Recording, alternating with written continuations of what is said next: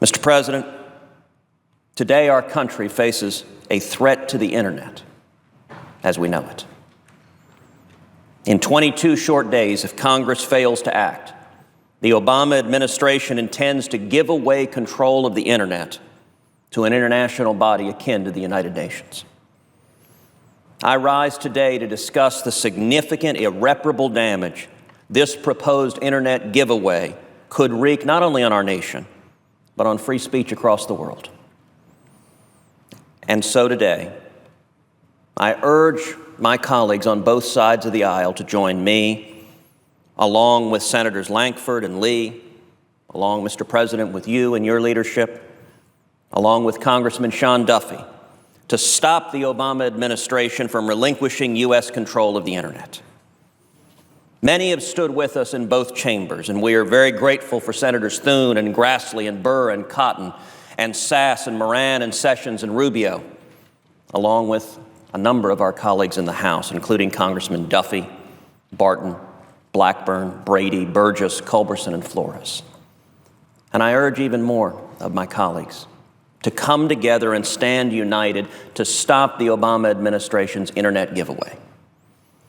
The internet has been one of those transformational inventions that has changed how we communicate, how we do commerce, how we live our lives.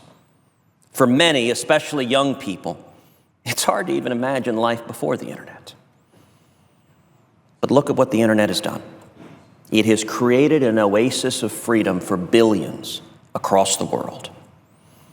One of the great problems with someone trying to start a business is what is known as a barrier to entry. What the internet has done is dramatically reduce the barriers to entry for anyone who wants to be an entrepreneur. If you're a man or woman or even a boy or girl somewhere across the country or across the world, and you have an idea, a service you want to sell or a good you want to make, you can put up a website, and instantly you've got international marketing capacity. You have a portal to communicate with people, and anyone can go online and order whatever your good or service is, and between that and FedEx or UPS, you can ship it anywhere in the world. That is an extraordinary and transformational ability. That freedom, that you don't have to go and get anyone's approval, you don't have to go to a board of business authorization if you want to create a new business, the internet is democratizing in that effect. The internet empowers those with nothing but hope and a dream to be able to achieve those ambitions. But right now, the Obama administration's proposal to give away control of the internet poses a significant threat to our freedom, and it's one that many Americans don't know about. It is scheduled to go into effect on September 30th, 2016, 22 days away. Just over 3 weeks. Now, what does it mean to give away control of the internet? From the very first days of the internet, when it was developed here in America, the United States government has maintained its core functions to ensure equal access for everyone with no censorship. The government role isn't to monitor what we say, it isn't to censor what we say, it is simply to ensure that it works. That when you type in a website, it actually goes to that website and not somewhere else. And yet that can change. The Obama administration is instead pushing through a radical proposal to take control of internet domain names and give it to an international organization, ICANN, that includes 162 foreign countries. And if that proposal goes through, it will empower countries like Russia, like China, like Iran, to be able to censor speech on the internet. Your speech. Countries like Russia and China and Iran are not our friends, and their interests are not our interests. Imagine searching the internet, and instead of seeing your standard search results, you see a disclaimer that the information you were searching for is censored. It is not consistent with the standards of this new international body. It does not meet their approval. Now, if you're in China, that situation could well come with the threat of arrest for daring to merely search for such a thing. that didn't meet the approval of the censors. Thankfully, that doesn't happen in America. But giving control of the internet to an international body, with Russia and China and Iran having power over it, could lead to precisely that threat. And it's going to take Congress acting affirmatively to stop it. You look at the influence of foreign governments within ICANN, it should give us greater and greater concern. For example, ICANN's former CEO, Fadi Shahadi, left ICANN to lead a high-level working group for China's World Internet Conference. Mr. Shahadi's decision to use his insider knowledge of how ICANN operates to help the Chinese government in their conference is more than a little concerning. This is the person who was leading ICANN, the body we are being told to trust with our freedoms.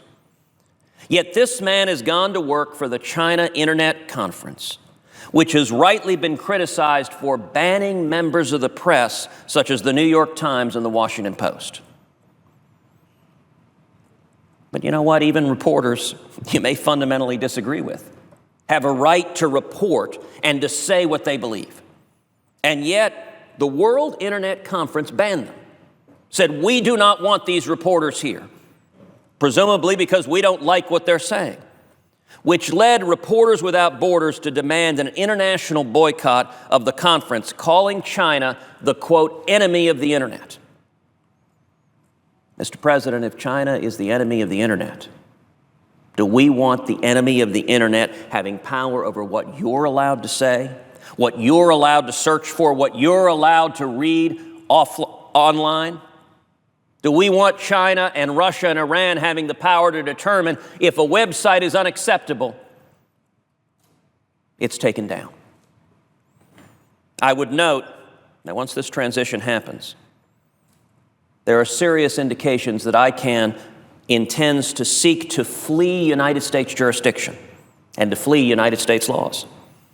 Indeed, earlier this summer, ICANN held a global conference in Finland in which jurisdiction shopping was part of their agenda, trying to figure out what jurisdiction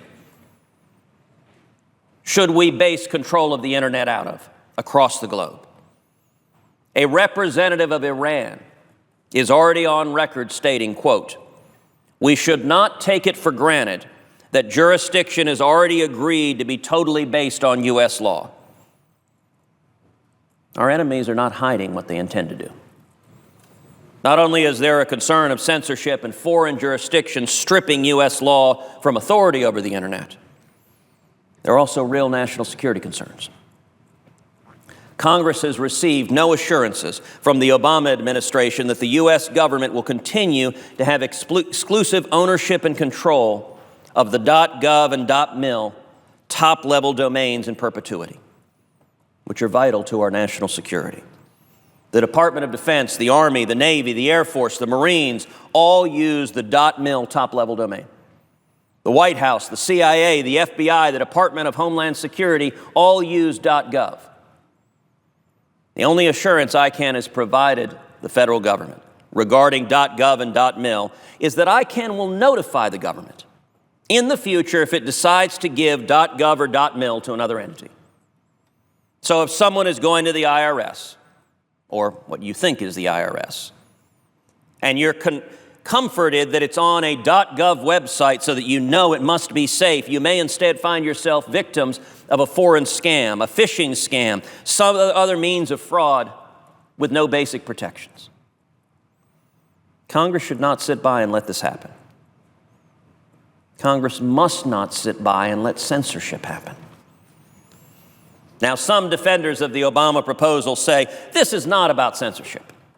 It's about handing control to a, quote, multi-stakeholder unit.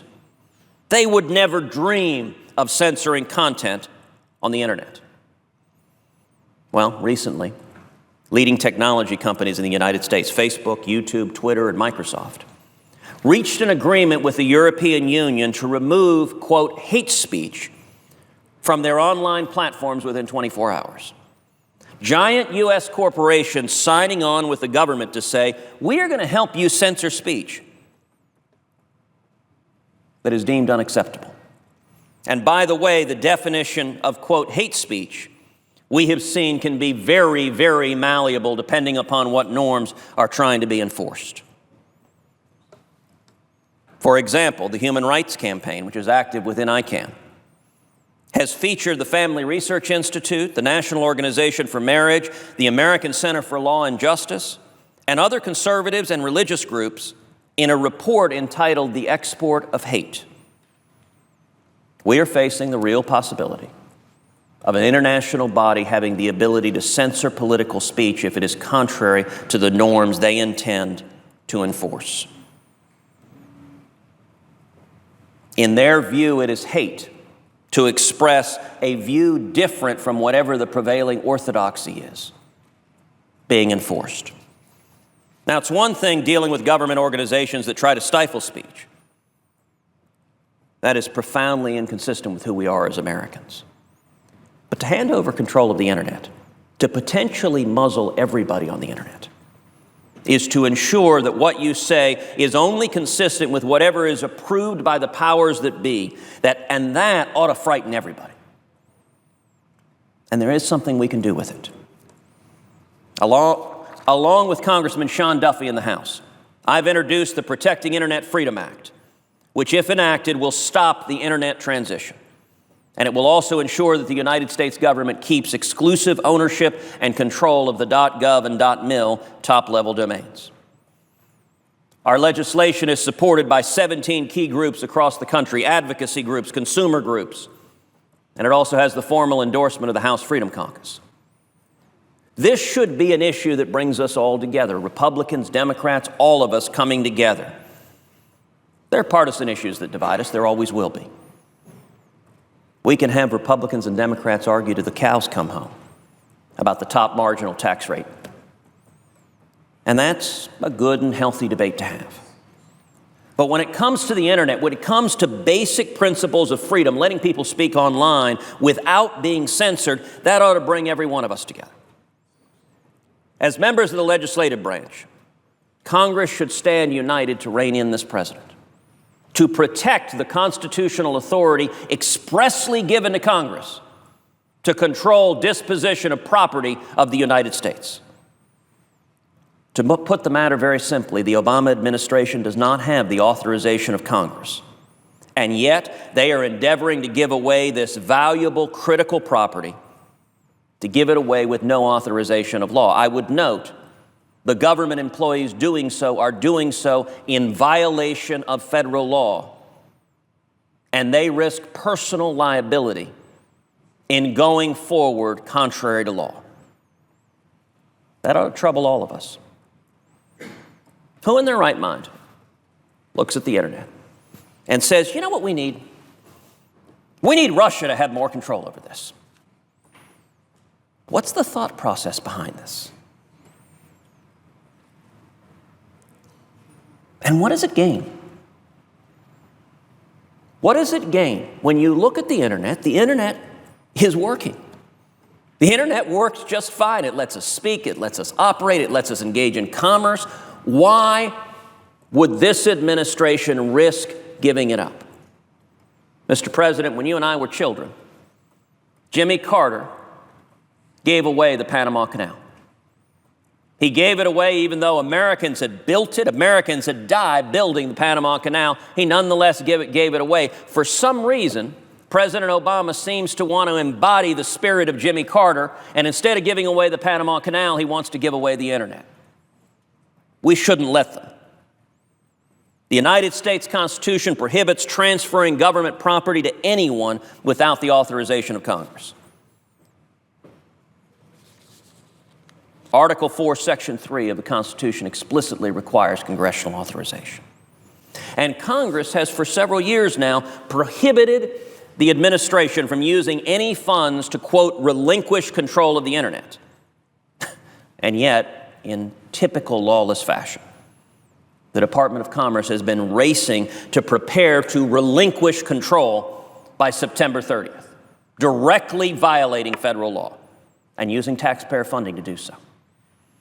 The administration's continued contempt for the law and the Constitution, while sadly not surprising anymore, is particularly dangerous here, as it is contempt in service of undermining internet freedom for billions of people across the world. With the federal government maintaining supervision over ICANN and domain names, it means that the First Amendment is protected. Other countries don't have First Amendment protections. Other countries don't protect free speech the way America does. And America does that for the world, protecting free speech on the internet by preventing the government from engaging in censorship. We shouldn't muck it up. And if the Obama administration jams this through, hands control of the internet over to this international organization, this United Nations-like unaccountable group, and they take it overseas, it's not like the next president can magically snap his or her fingers and bring it back. Unscrambling those eggs may well not be possible.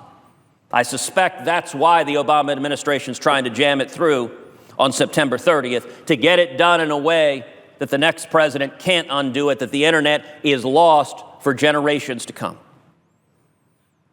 To stop the giveaway of our internet freedom, Congress should act by continuing and by strengthening the appropriations rider in the continuing resolution that we will be considering this month, by preventing the Obama administration from giving away control of the internet.